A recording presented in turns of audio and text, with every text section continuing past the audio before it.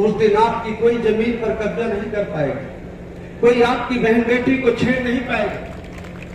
मैं तो वो भी नहीं भूला हूं इस लॉकडाउन में कि जब 3-4 महीने पहले मैं आया था, इसी मैनपुरी में एक प्रजापति परिवार को पूरे जला दिया गया। मुझे आज भी वो बात याद है। और जलाने के बाद उसके भाई से स्टेटमेंट दिलवाया गया कि मेरी बहन ने झूठ बोला। मारने वाले वो लोग नहीं है, कोई दूसरे लोग हैं। मुझे तो वो घटना भी याद है। मैं कोई घटना नहीं भूला हूं, चाहे वो मैनपुरी की हो, चाहे आसपास की हो। मैं देखने में जरूर सीधा लगता हूं, ढीला लगता हूं, मैं बोलता नहीं हूं, लेकिन इसका मतलब ये नहीं है कि मैं उन चीजों को जानता नहीं हूं या मैं दरकिनार कर जाता हूं।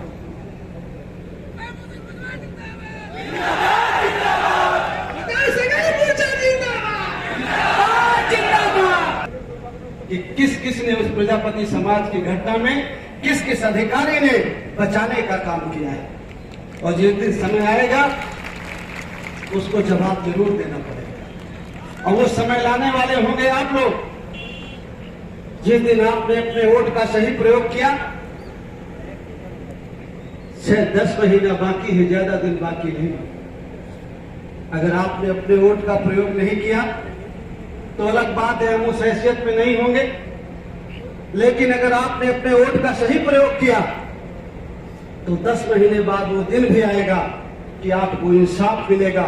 जहां जहां भी आपके साथ अन्याय अत्याचार हुआ है वो इंसाफ मिलेगा।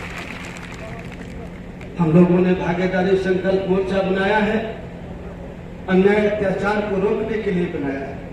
इस देश का जो गरीब है, दलित है, पिछड़ा है, अकलियत है, उसके साथ न्याय हो। हम किसी के साथ अन्याय नहीं करना चाहते, लेकिन हम ये भी चाहते हैं कि दलित और पिछड़ा अकलियत के साथ भी अन्याय ना हो।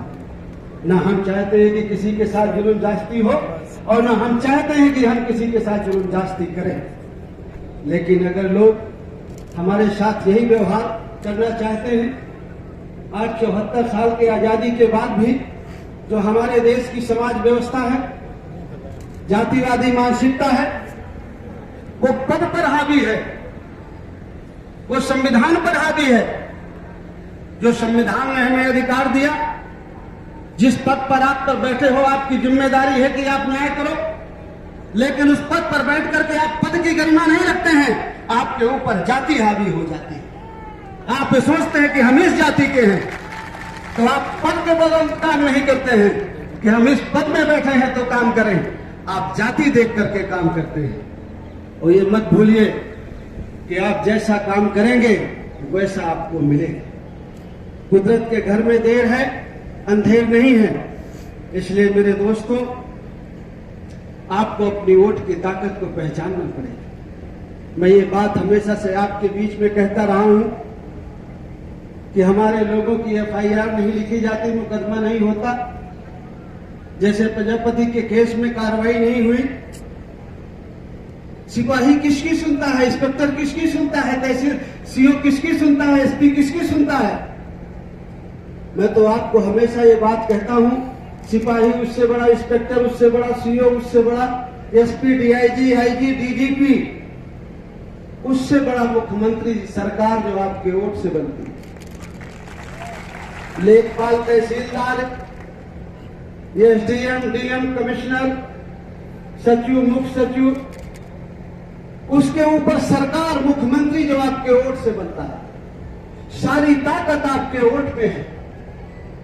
आज अगर हम जुल्म जास्ती के शिकार हैं, हमें इंसाफ नहीं मिलता, तो हम किसी और को कोसते हैं। हम सोचते हैं कि जिम्मेवार कोई और है, और हम सोचते हैं कि हमारा इसी से हमारी जो कमियां हैं वो दूर हो जाती। जिम्मेवार कोई और नहीं है कि हमारी सुनाई नहीं होती। अगर हम गहराई से सुने तो उसके जिम्मेवार हम हैं। गलती हमने की है।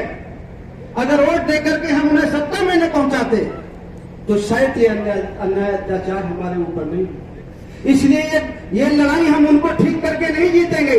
ये लड़ाई अगर हम ठीक हो जाए तो जीत जाएंगे, और जिस दिन हम ठीक हो जाएंगे तो किसी के माई के लाल की ताकत नहीं है कि हमारे ऊपर जुल्म जास्ती करें।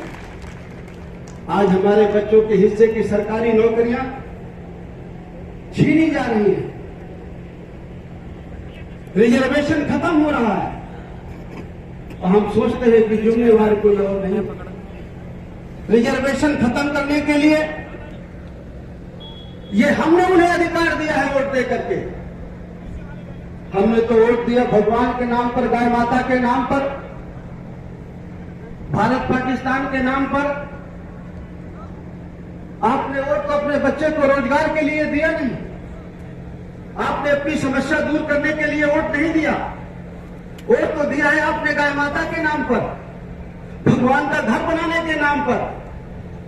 तो वो कर रहे हैं, भगवान का घर बना रहे हैं, गाय माता को बचा रहे हैं जो आपका खेत खा रही है। आपने कहा यह सोच के दिया है कि हमारे बच्चे को रोजगार मिले। गाय माता के साथ में भगवान सबका मालिक है, सबका घर बनाता है, उसका घर की चिंता आपको करने की जरूरत नहीं है। आप अपने और अपने बच्चे के घर के बारे में चिंता करो, उसके बारे में भी सोचो। देश के साथ साथ अपने बारे में भी सोचो। इस लोकसभा के चुनाव में आपका वोट गया भारत पाकिस्तान के नाम पर कि पाकिस्तान आ जाएगा, भारत पर कब्जा कर लेगा।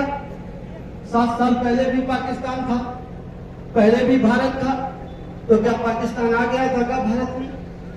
बहुत छोटा सा देश है पाकिस्तान, 15-16 करोड़ आबादी है पाकिस्तान की, हमारी तो 140 करोड़ है। उसकी कभी हिम्मत नहीं है कि वो भारत की तरफ देख ले, लेकिन वो मुद्दा मिल जाता है भारत पाकिस्तान, हिंदू मुसलमान का आपको मुद्दा मिल जाता है।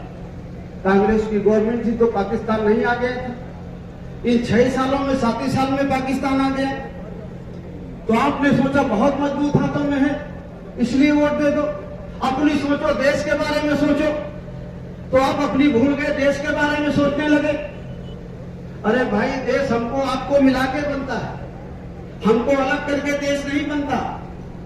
जब हम सब हैं तो देश है, और अगर देश में जिस धरती में आदमी का कोई वजूद नहीं है तो वो देश कैसे है?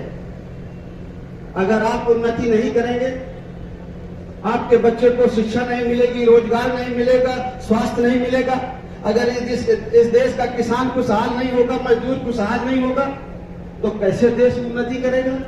कैसे देश उन्नति करेगा? कैसे देश आगे बढ़ेगा?